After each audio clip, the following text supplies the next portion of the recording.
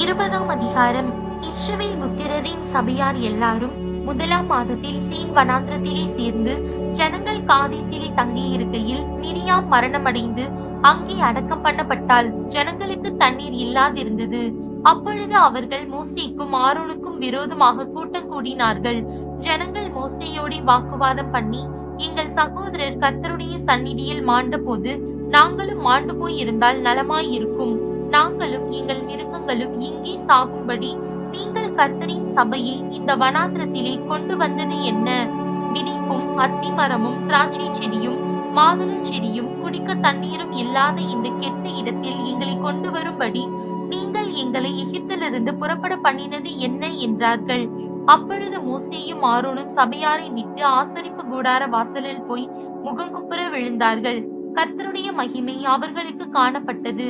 கர்த்தர் மோசேயை நோக்கி, நீர் கோலை எடுத்துக்கொண்டு நீயும் உன் சகோதரனாகிய ஆரோனும் சபையாரை கூடிவரச் செய்து அவர்கள் கண்களுக்கு முன்னே கன்மலையை பார்த்து பேசுங்கள். அப்பொழுது அது தன்னிடத்தில் உள்ள தண்ணீரை கொடுக்கும்.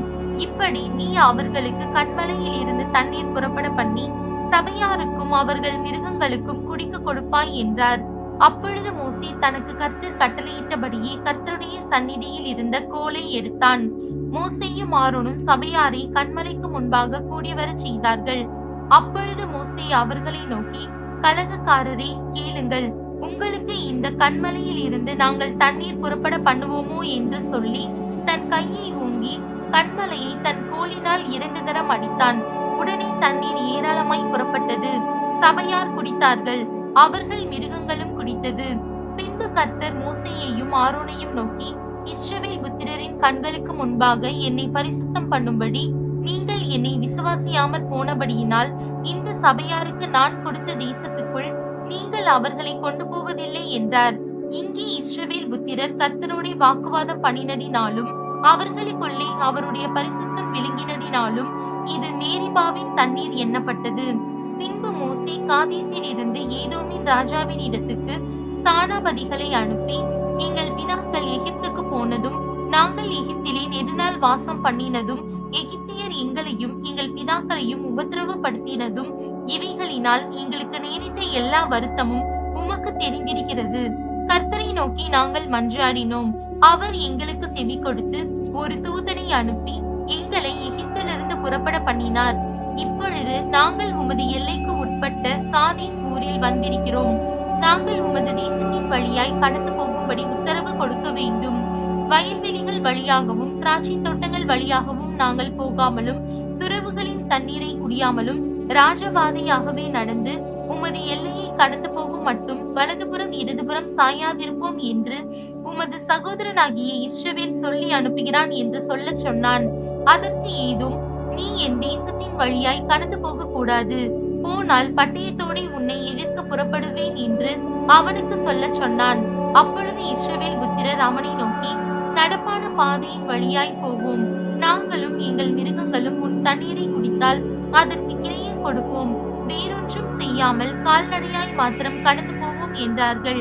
அதற்கு அவன், நீ கடந்து போக கூடாது என்று சொல்லி வெகு ஜனங்களோடும் பலத்த கையோடும் அவர்களை எதிர்க்க புறப்பட்டான்.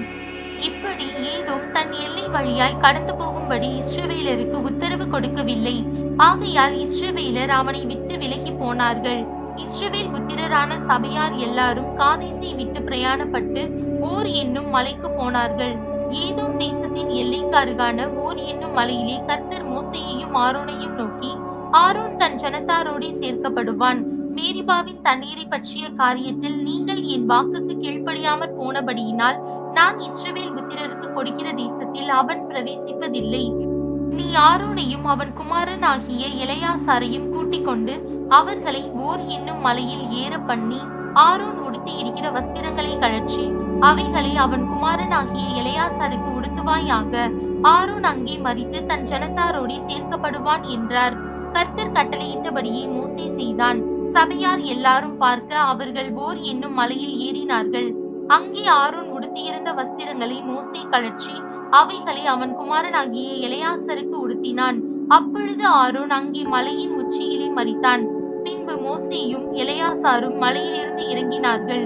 ஆரோன் ஜீவித்து போனான் என்பதை சபையார் எல்லாரும் கண்டபோது இஸ்ரவேல் வம்சத்தார் எல்லாரும் ஆரோனுக்காக 30 நாள் துக்கம் கொண்டாடினார்கள்.